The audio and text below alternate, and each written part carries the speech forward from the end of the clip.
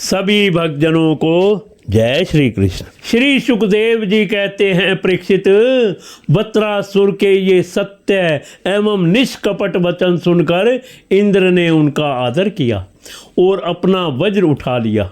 इसके बाद बिना किसी प्रकार का आश्चर्य किए मुस्कुराते हुए वे कहने लगे। देवराज इंद्र ने कहा, अहो दानवराज, सचमुच तुम सिद्ध पुरुष हो, तभी तो तुम्हारा धैर्य, निश्चय और भगवत भाव इतना विलक्षण है। तुमने समस्त प्राणियों के सुहृद आत्म स्वरूप जगदीश्वर की अनन्य भाव से भक्ति की है। अवश्य ही तुम लोगों को मोहित करने वाली भगवान की माया को पार कर गए हो, तभी तो तुम असुरोचित भाव छोड़कर महापुरुष हो गए हो। अवश्य ही यह बड़े आश्चर्य की बात है कि तुम रजोगुणी प्रकृति के हो तो भी विशुद्ध सत्व स्वरूप भगवान वासुदेव में तुम्हारी बुद्धि दृढ़ता से लगी हुई है। जो परम कल्याण के स्वामी भगवान श्री हरि के चरणों में प्रेममय भक्ति भाव रखता है, उसे जगत के भोगों की क्या आवश्यकता है। जो अमृत के समुद्र में विहार कर रहा है, उसे क्षुद्र गड्ढों के जल से प्रयोजन ही क्या हो सकता है। श्री सुखदेव जी कहते हैं, परीक्षित, इस प्रकार योद्धाओं में श्रेष्ठ महाप्रकर्मी देवराज इंद्र और वत्रासुर धर्म का तत्व जानने की अभिलाषा से एक दूसरे के साथ बातचीत करते हुए आपस में युद्ध करने लगे। राजन, अब शत्रु सूदन वत्रासुर ने बाएं हाथ से फौलाद का बना हुआ एक बहुत भयावना परिध उठाकर आकाश में घुमाया और उससे इंद्र पर प्रहार किया, किंतु देवराज इंद्र ने वत्रासुर का वह परिध तथा हाथी की सूंड के समान लंबी भुजा अपने 100 गांठों वाले वज्र से एक साथ ही काट गिराई। जड़ से दोनों भुजाओं के कट जाने पर वत्रासुर के बाएं और दाएं दोनों कंधों से खून की धारा बहने लगी। उस समय वह ऐसा जान पड़ा मानो इंद्र के वज्र की चोट से पंख कट जाने पर कोई पर्वत ही आकाश से गिरा हो।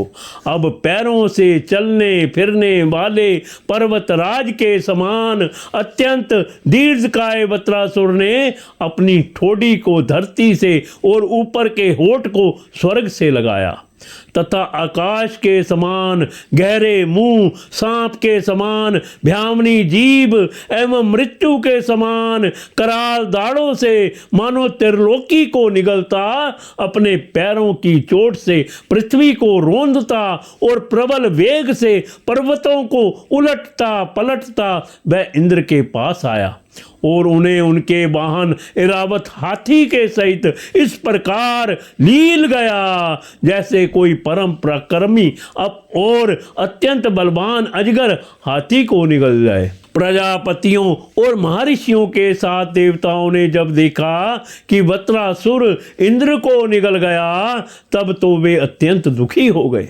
तथा हाय हाय हाय हाय, बड़ा अनर्थ हो गया, यूं कहकर विलाप करने लगे। बल दैत्य का संहार करने वाले देवराज इंद्र ने महापुरुष विद्या नारायण कोश से अपने को सुरक्षित कर रखा था और उनके पास योग माया का बल था ही, इसलिए वत्रासुर के निगल लेने पर उसके पेट में पहुंचकर भी वे मरे नहीं। उन्होंने अपने वज्र से उसकी कोख फाड़ डाली और उसके पेट से निकलकर बड़े वेग से उसका पर्वत शिखर के समान ऊंचा सिर काट डाला।